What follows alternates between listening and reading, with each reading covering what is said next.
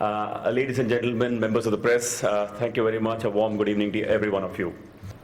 I looked up for you today what the market cap of companies was in 2006 and which were the top 6 companies in the world.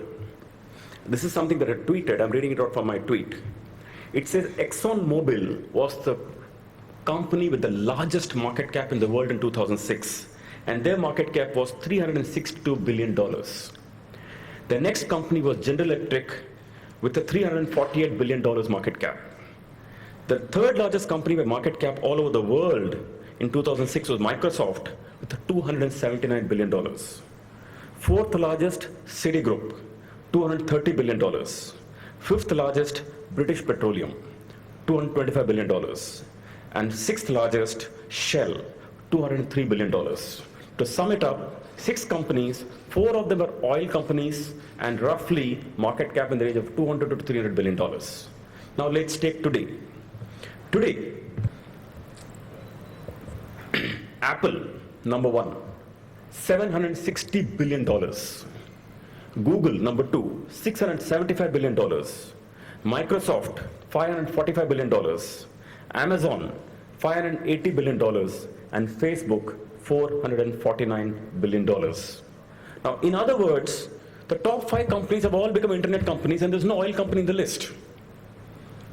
Isn't that a dramatic transformation in just 10 years? It's unbelievable. Who would have thought a company which was not even born when Exxon and Mobil's have been around for maybe 100 years, that someone formed just 10 years ago would be larger than them by a factor of 2. And I feel very inspired. I don't feel intimidated when I see these numbers. I feel when we new startups start some organizations, this is the kind of opportunity that can come at us if we just play the right wave and start to be relevant to our consumers. Now, it is in this context that we should think of fintech and its role that we're playing today. When we look at banks, NBFCs, or any other lenders of today, usually they all have policies. Of course you should have policies, otherwise you'll probably run your organization to the ground. But when you have policies, by definition, someone meets the policy and someone doesn't. And that in itself creates a situation of exclusion. What does that mean? Imagine you're a bank or a finance company. You make your norm. You say, okay, I will lend to people with an income of, say, 50,000 rupees a year. Or you might say that I'll issue a credit card to somebody who has an annual income of, say, 3 lakh rupees. Now, what happens to a customer who has an annual income of less than 3 lakh rupees? What comes of a college student who wanted a credit card? What happens to a tailor, to a barber, to a salon keeper? Or what happens to someone who doesn't live in a geography where generally banking system has not financed? By definition, therefore, when you define policies, someone is falling off that policy. And policies are made on the basis of that organization's ability to collect, the organization's risk appetite, the organization's ability to manage the return on equity, or whatsoever.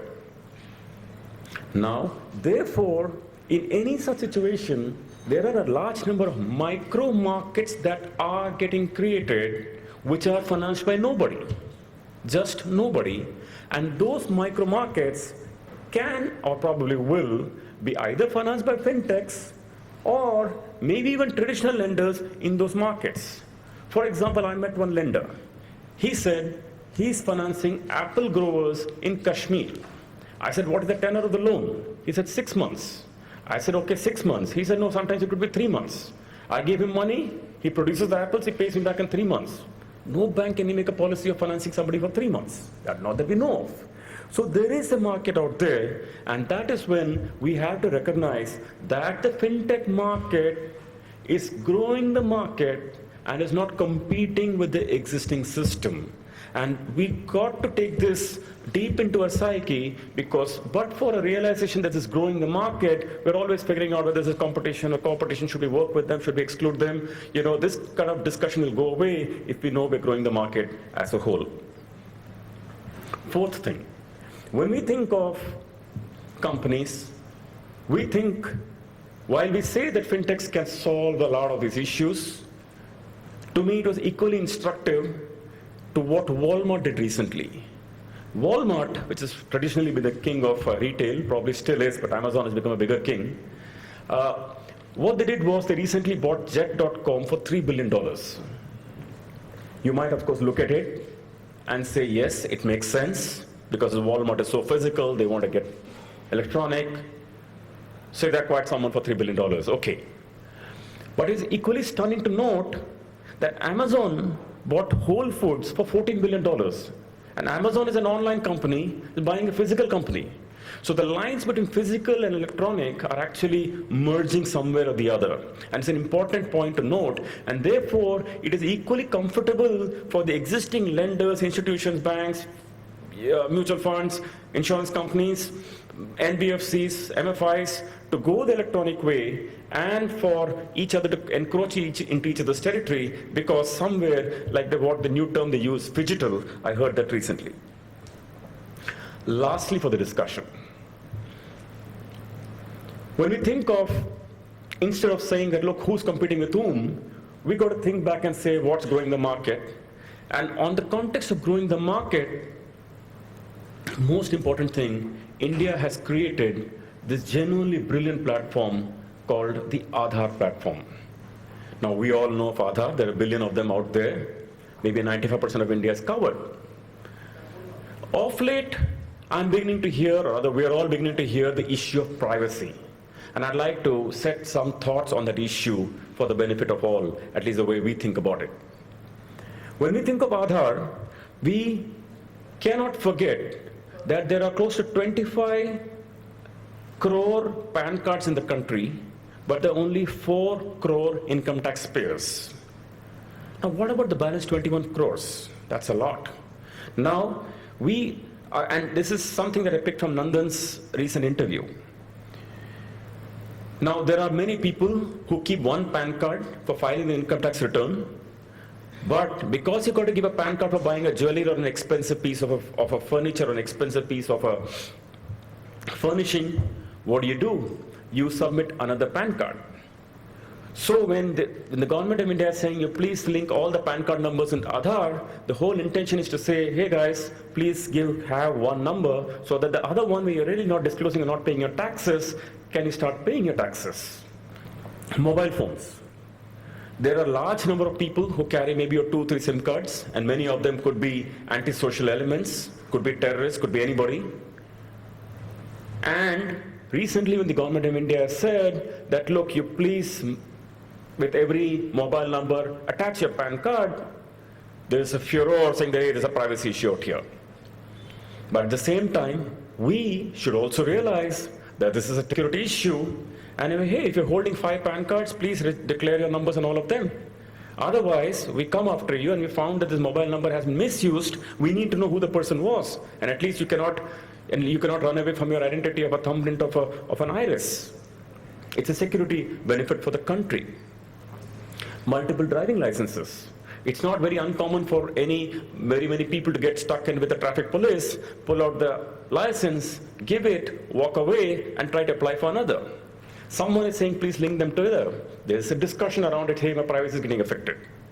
But well, don't you think it's important for the country to say, hey, every person should have one driving license and not have a duplicate? It's of course important. We all know how much benefit we got in the nation by reducing subsidies. We already saved 50,000 crores. On top of it, we say there are bank accounts. So there is a requirement which says, please attach your Aadhaar to your bank account number. Same benefit. So right now, when we think of the extraordinary benefits we get as a nation by having a single PAN card attached to a mobile phone, a driving license, a bank account number, and so on, and if you're truly concerned about your privacy, you please ask yourself this question. Your bank knows everything about you. Your bank knows the age of your children. The bank knows that at the age of 18 or 19, you're probably going to need an education loan.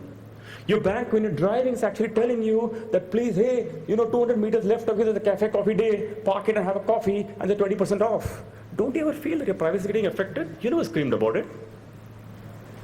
A mobile phone company, when you land in Delhi or land in Calcutta, thank you, welcome to Vodafone Delhi, or welcome to Airtel Bombay, and thank you very much, stay here. That's privacy. Google knows everything about you. There are thieves who are actually tracking your Facebook account. And when they know that you're on a vacation because you're posting your vacation from Switzerland, they know you're not at home. And there are cases when actually somebody has come and burgled your home. That's privacy. That's lack of privacy. A lot of people actually accept friend invites.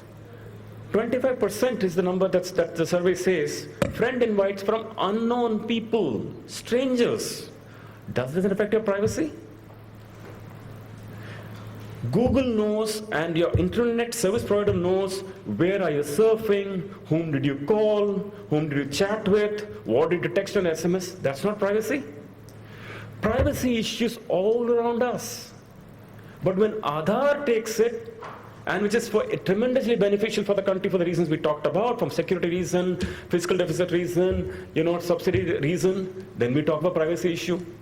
Therefore, I would say that every one of us in our own ways have to support this, because it's an extraordinary platform that has been created, both the Aadhaar as well as the India Stack. India Stack is another brilliant creation on the basis of UPI runs, on the basis people transfer money to each other literally by pressing of a button. And just unbelievable. No other infrastructure like this exists anywhere in the world. People are surprised that India can pull this off. Actually, they shouldn't be. So the point, therefore, is that there is just so much that we have covered, and there's an extraordinary infrastructure we had, which we should all support. What's good for the nation is eventually good for all of us. So on this note, I just say that the fintech has got an unbelievable opportunity in India, and in many ways is going to transform our lives in more ways than one. Thank you very much, ladies and gentlemen, this evening. Thank you. Thank you so much, Mr. Vaidyanathan. That was indeed food for thought. I'm going to